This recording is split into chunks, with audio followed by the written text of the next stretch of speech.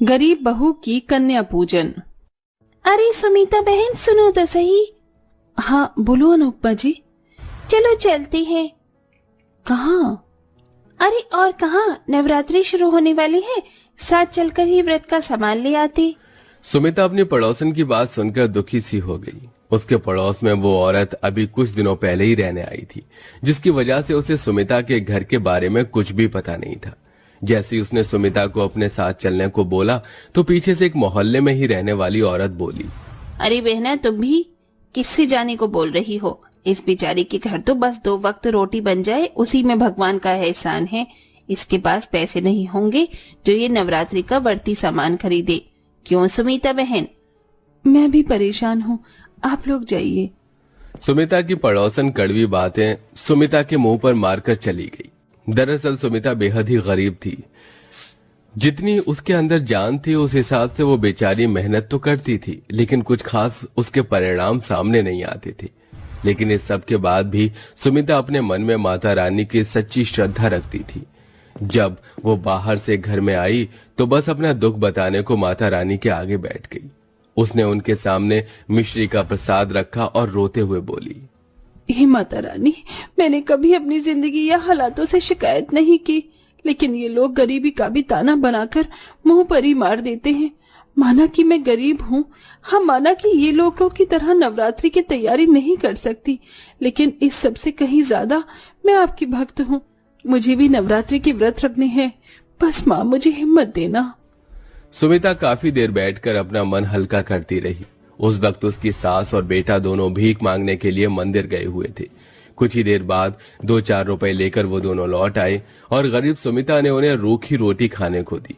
सुमिता का पति चिराग दूसरे गांव में काम करता था, लेकिन उसका काम इतना ज्यादा मंदा हो चुका था कि वो भी वहां से कुछ नहीं भेज पाता था। सुमिता के ऊपर दुखों का मानो पहाड़ टूटा हुआ था। दोपहर में तो सभी ने किसी तरह रूखी रोटी को निगल लिया, लेकिन शाम को सुमिता के पास अपने बेटे और सास को खिलाने को कुछ नहीं था।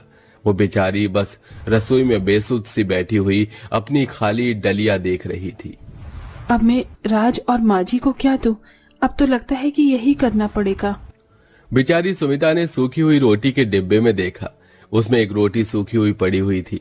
सुमिता ने उसे ही निकाला और उसे पानी में डुबोया। अब ये रोटी नरम हो गई है, दे देती हूँ।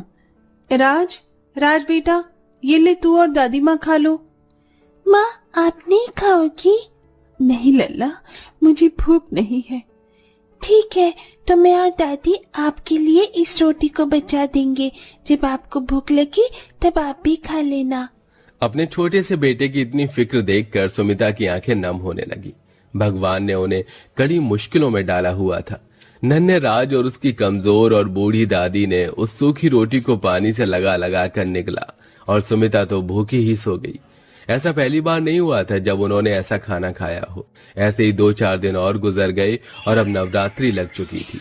हर एक घर से हर एक औरत सभी नवरात्रि के लिए तैयार थी। सुमिता ने भी बिना कुछ खाए पिए और बिना किसी इंतजाम के व्रत कर लिया। बहू, एक तो वैसे ही शरीर में जान नहीं है और ऊपर से तू व्रत रख रही है। पागल है तू। ये व्रत वगैरह मत रख। हमारे पास इन व्रतों को रखने के लिए कुछ भी नहीं है। माँ, व्रत को करने के लिए जो सबसे जरूरी है वो मेरे पास है। क्या? श्रद्धा। माँ, श्रद्धा सबसे अहम और जरूरी है। अगर श्रद्धा है तो व्रत है, और नहीं है तो वो बस खुद को भूखा रखने से ज्यादा कुछ नहीं है। ठीक है बहू, अगर तुझे व्रत रखने ही है तो तू रख ले। मैं क्यों बेवजह तुझे रोकूं? अपनी सास की इजाजत पाकर सुमिता खुश हुई, लेकिन व्रतों के दौरान ना तो सुमिता के घर में कोई फल था और ना ही कोई और चीज।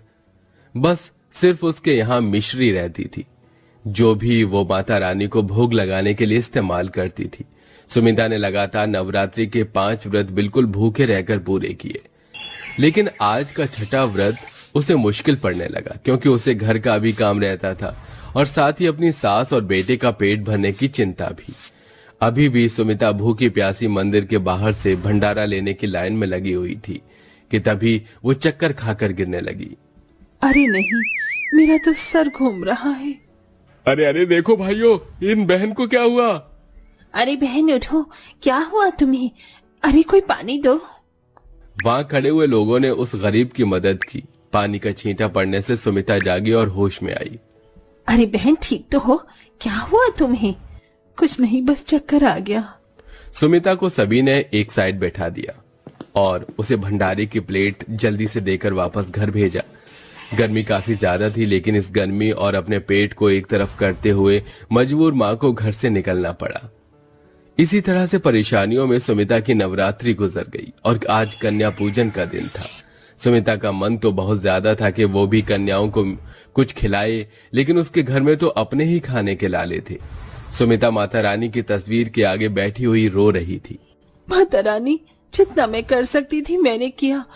मेरे बस में सिर्फ व्रत रखना था तो मैंने व्रत रखा, लेकिन अब इस नवरात्रि का अंत करने के लिए मेरे पास कन्याओं को खिलाने को कुछ भी नहीं है। मैं चाहकर भी कन्या पूजन नहीं कर सकती हूँ माँ, तो मुझे माफ कर देना और मेरे नवरात्रि के व्रतों को मान लेना।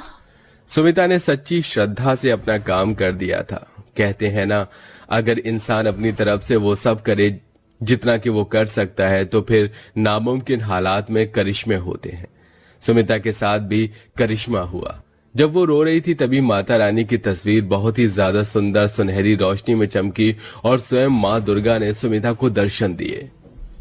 सुमिता, परेशान मत हो, मैं तुमसे नाराज नहीं हूँ, बल्कि बहुत खुश हूँ जो तुमने ऐसी जिंदगी जीकर भी कभी मेरा दामन नहीं छोड़ा, नामुमकिन हालातों में मेरे ऊपर विश्वास किया, खुद सूखी रोटी खाई, मुझे मिश्री का भोग लगाया, खुद 9 दिन भूखी रही, लेकिन मेरे लिए कन्या पूजन की चिंता की।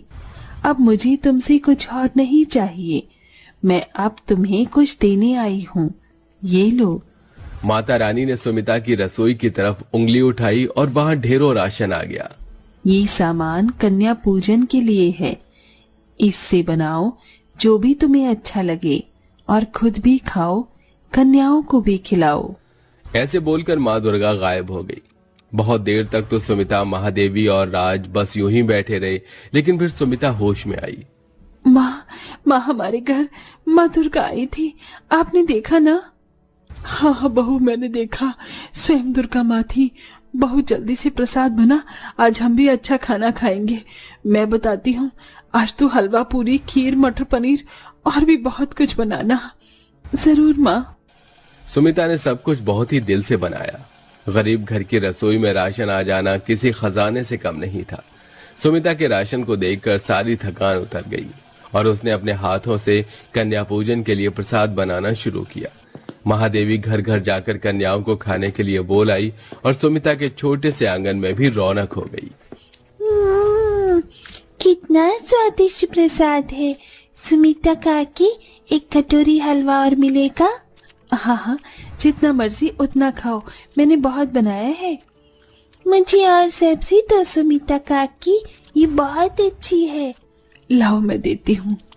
सुमिता ने भरपेट कन्याओं को प्रसाद खिलाया और उनके घर से जाने के बाद सुमिता, राज और महादेवी खाना खाने के लिए बैठे। तभी महादेवी का बेटा चिराग भी घर आ गया। अरे, आप सभी क्या खा रहे हैं अकेले अकेले? अरे चिराग जी, अचानक आइए, आप भी हमारे साथ खाना खा लीजिए। अभी खाऊंगा, पहले तो मेरी बात सुनो। जानती हो आज क्या हुआ? जब मैं काम की तलाश कर रहा था तब एक बड़ी कंपनी का मालिक मुझसे टकरा गया। इत्तेफाक से उस वक्त मैंने उनकी मदद कर दी और अब उन्होंने मुझे अपनी कंपनी में काम करने के लिए बुलाया है। क्या सच? शुक्रिया माता रानी। चिराग जी, माता रानी का शुक्र अदा कीजिए, उनकी ही लीला हमारे ऊपर बरसी है। सुमिता ने सारी बात चिराग को बताई, जो भी आज के दिन हुआ था। सब कुछ सुनकर चिराग भी हैरान हो गया और बोला, तभी तो मैं कहूं कि जिस घर में मेरे खाने के लाले रहते थे वहां आज इतना राशन कैसे है? यह सब माँ दुर्गा की ही कृपा है। सही कहा, माता रानी हमसे प्रसन्न है चिराग जी। और सही कहते हैं लोग कि अगर सच्ची श्रद्धा हो तो एक न एक दिन हालात बदल ही जाते हैं। बस हमें मुश्किलों को देखकर हार नहीं माननी चाहिए। सुमिता की बात सुनकर सभी ने हाँ में गर्दन हिला दी। एक ही सेकंड में सुमिता की किस्मत बदल चुकी थी। कल तक जिसका पति बेरोजगार था, आज वो एक बड़ी कंपनी से जुड़ गया।